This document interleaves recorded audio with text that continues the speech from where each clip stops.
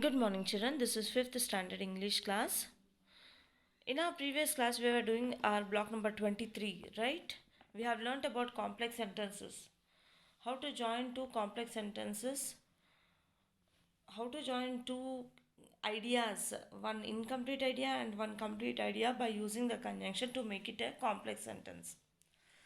And we have in the previous unit block we have learnt about grandfather fish secret to a long life. Remember, grandfather fish secrets to a long life. Now, to write a fable, what all things you have to remember?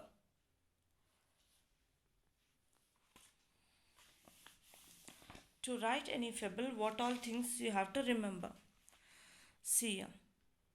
To write your own fable, you have to remember what all paragraphs you have to remember that I have given here. One is characters, one is setting, problem, solution, theme. Right? Characters, setting, problem, solution, theme. In our previous lessons also we wrote the stories, summaries of the stories. For that, what all you have to remember? Introduction. First you have to give introduction, then write the beginning of the story, middle of the story, end of the story. Same like that, to write a fable, these are the things which are very much important to remember. What all are the things are there in characters? Characters, how should be the characters? Who are the characters? First we have to write who are the characters. Then we are going to mention the qualities. What do they have? What qualities do they have? In setting, we are going to write the setting of a fable. Then problem. What problem do characters face? Next, solution. How will they solve the problem? Does the solution reflects the theme? Now, what is the theme? That what we have learned from the fable. Right? What theme means what happens to the main character at the end of the story. That is what is theme. Will it support to the theme? The solution should support the theme. Okay. To write the summaries. Points to remember while writing a summary of a fable, children. What all are the points you have to remember while writing the summary of a fable? See, first point, fables have animal characters that show human qualities. Fables should have animal characters and which shows human quality. Some characters should be good and some should be bad. Some characters are good and some are bad. The third thing you have to remember is the theme is shown through what happens to the characters at the end. Just now I have discussed what happens at the end, that what lesson we are going to learn from that moral of the fable. See, if something good happens to them, it usually tells us that their example should be followed. If at the end of the story, at the end of the fable, if the character learns a lesson which is good, that we have to follow. And the same thing if it happens bad, like in the grasshopper and the ant, the grasshopper did not work hard and it wasted its time, right? In that, what did you learn? That we should not waste time, right?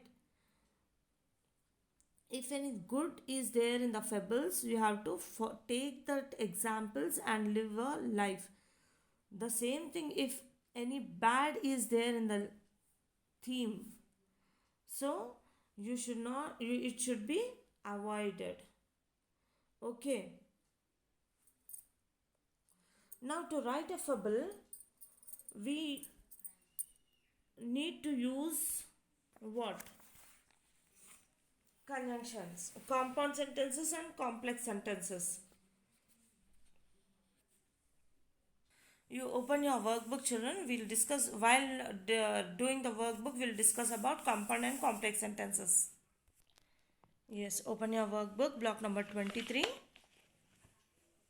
S3, writing a fable. So, do you remember what all things you have to remember to write a fable? Character, Setting, problem, solution, theme.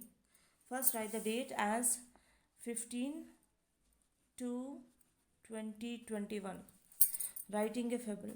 Choose any one of the themes and write fable on it.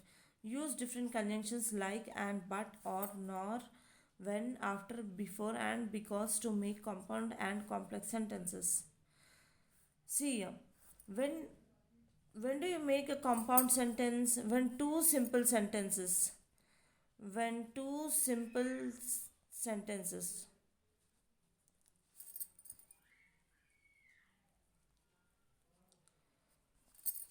When two simple sentences are joined by using a conjunction, it is called a compound sentence.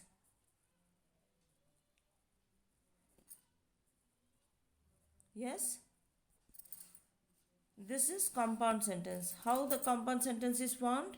We have when we join any two simple sentences by using a conjunction, that is called a compound sentence. What is complex sentence? To show the relationship between complete idea and incomplete idea. When we join one complete idea with another incomplete idea by using a conjunction, that is called as complex sentence. Complex sentence. Okay. They have given three themes here. You are going to write you have to pick out any one theme and write your own fable, children. Okay. We are stronger if we work together. If we get too greedy, we may lose everything. We will succeed if we keep trying. So you pick out any one theme and write a fable on it, children. From these three, you are going to pick out one theme and write a fable on it. And don't forget, you are going to use compound and complex sentences to write. This is your homework. Okay.